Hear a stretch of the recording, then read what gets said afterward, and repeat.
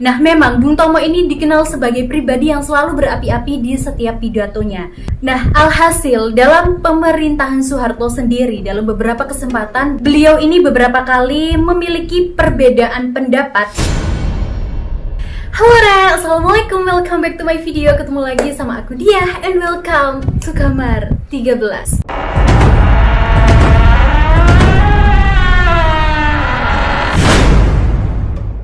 Oke, ya arek kamar 13 ku sayang, hari ini adalah hari yang sangat spesial, terutama di bulan ini adalah bulan November.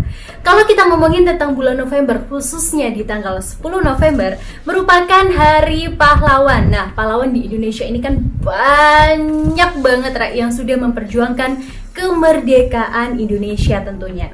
Nah, kalau kita ngomongin tentang pahlawan, ada salah satu pahlawan yang berasal dari Surabaya tentunya, yaitu Bung Tomo, yang udah gak asing lagi di telinga kalian.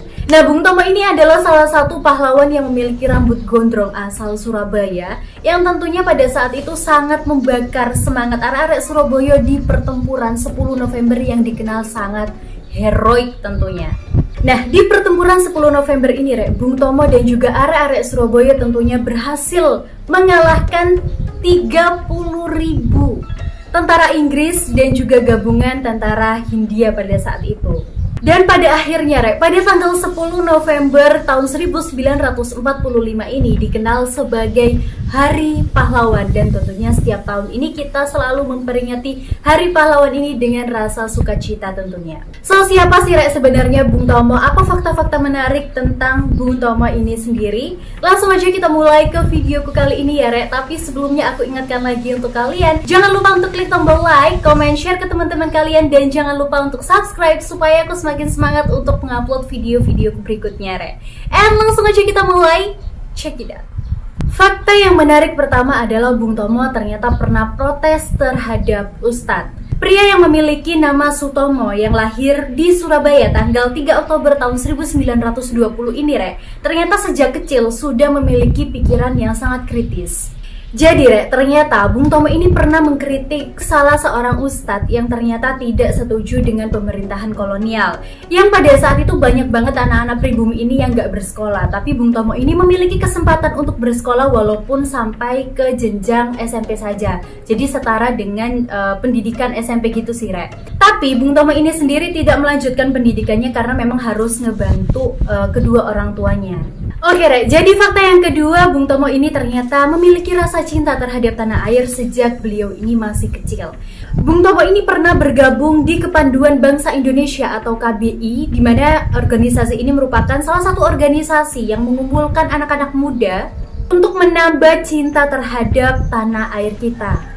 Bahkan pada saat itu Bung Tomo ini mendapatkan gelar Pandu Garuda, yang dimana Bung Tomo ini dinobatkan sebagai lulusan terbaik. Dan pada tahun 1937 ternyata Bung Tomo ini pernah bekerja sebagai wartawan di Harian Suara Umum, Dan pada tahun 1939 ternyata Bung Tomo ini pernah juga bekerja sebagai wartawan di majalah Pembela Rakyat. Hingga pada akhirnya Bung Tomo ini masuk ke dalam anggota GRB. GRB ini adalah salah satu organisasi ya untuk anak-anak muda supaya bangkit dari penjajahan Jepang. Tapi ternyata GRB ini hanya akal-akalan Jepang, yang dimana pada saat itu Jepang ini ternyata membantai semua gerakan dari GRB ini sendiri. Tapi setelah pemuda-pemuda Indonesia ini mengetahui kalau misalnya GRB ini hanyalah akal-akalan Jepang aja ya, akhirnya mereka ini mengubah menjadi BPRI. Nah, Bung Tomo ini sendiri merupakan salah satu pendiri dari BPRI ini sendiri, walaupun beliau ini tidak memiliki background militer sama sekali, Tapi beliau ini pada tanggal 12 Oktober 1945 mendirikan BPRI ini sendiri. Bahkan, anggota dari BPRI ini sendiri yaitu memiliki anggota mulai dari Pulau Jawa hingga ke Kalimantan. Dan fakta yang ketiga, ini adalah fakta yang menarik banget. Bung Tomo ini ternyata sowan terhadap Kiai Haji Hasyim Asy'ari. Kalau kita tahu memang Kiai Haji Hasyim Asy'ari ini merupakan salah satu tokoh ataupun kiai yang sangat amat besar dan juga sangat berpengaruh karena memiliki santri yang sangat amat banyak, Bahkan Kiai Haji Hasyim Asy'ari ini selalu memerintahkan kepada para santri dan juga memiliki semangat yang sangat amat tinggi ya untuk mengajak santrinya ini supaya tidak tunduk terhadap pemerintahan atau kolonial Jepang sendiri. Bahkan sebelum terjadinya perang 10 November ini sendiri ya, Bung Tomo ini sowan terhadap Kiai Haji Hasyim Asy'ari, dan ini menjadikan titik yang sangat amat mengagumkan karena pada saat itu Kiai Haji Hasyim Asy'ari mengatakan kepada Bung Tomo, beliau mengatakan bahwa rakyat Surabaya tidak akan sendirian. Para santri dari seluruh Jawa Barat, Jawa Tengah, dan juga Jawa Timur akan berkumpul bersama arek-arek Surabaya. Bahkan barisan mujahidin, Hizbullah, dan Sabilillah akan berdiri di belakang arek-arek Surabaya. Dan yang lebih menariknya lagi, Kiai Haji Hasyim Asy'ari ini mengatakan kepada Bung Tomo bahwa pekikan semangat harus diawali dengan Allahu Akbar. Ih gila, aku merinding coy. Nah, fakta yang menarik selanjutnya adalah ternyata Bung Tomo ini menjadi tawanan politik, Nah, memang Bung Tomo ini dikenal sebagai pribadi yang selalu berapi-api di setiap pidatonya.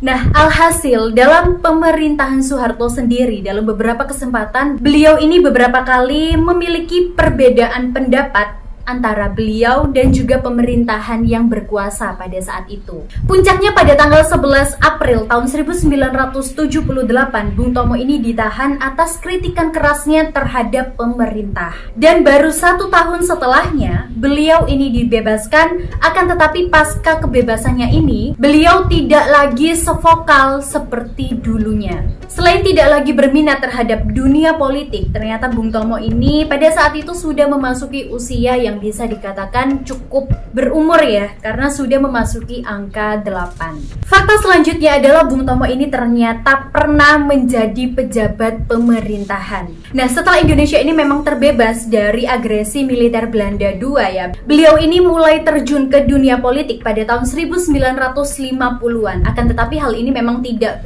berlangsung lama, sebab beberapa tahun kemudian ya, Bung Tomo ini tiba-tiba menghilang begitu saja. Baru kemudian setelah lengsernya Presiden Soekarno ya, beliau ini baru tampil ke permukaan kembali. Setidaknya dalam catatan karir politik Bung Tomo ini sendiri, beliau pernah menjabat sebagai Menteri Negara Urusan Bekas Pejuang Bersenjata atau Veteran, sekaligus Menteri Sosial AD Interim pada tahun 1955 hingga tahun 56 di era kabinet Perdana Menteri Burhanuddin Baharap.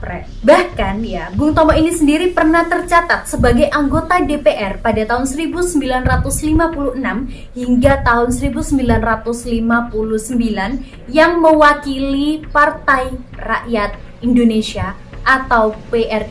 Dan fakta yang menarik yang terakhir adalah beliau ini ternyata meninggal di Padang Arafah. Nah, setelah 2 tahun dibebaskan dari penjara ya, Bung Tomo ini sendiri menjadi seorang pribadi yang sangat taat beribadah. Bahkan pada tahun 1981 ia ini melakukan perjalanan haji ke Tanah Suci Mekah. Namun pada akhirnya pada saat melakukan perjalanan wukuf ya di Arafah, Bung Tomo yang dijuluki sebagai singa podium Indonesia harus tumbang dan juga meninggal dunia untuk selama-lamanya. Namun yang berbeda dengan jemaah haji yang lainnya ya, ternyata jenazah Bung Tomo ini sendiri bisa dibawa kembali ke tanah air untuk kemudian dimakamkan di pemakaman umum Ngagel di Surabaya. Dan Bung Tomo ini juga mendapatkan gelar pahlawan nasional usulan dari Gerakan Pemuda atau JP Ansor dan juga fraksi Partai Golkar atau FPG pada 9 November tahun 2007. Dan 1 tahun kemudian, tepatnya pada Hari Pahlawan tanggal 10 November tahun 2008, oleh Menteri Komunikasi dan juga Informatika Kabinet Indonesia Bersatu yang bernama Muhammad Nuh, beliau meresmikan dan juga menyatakan Bung Tomo masuk ke dalam pahlawan nasional.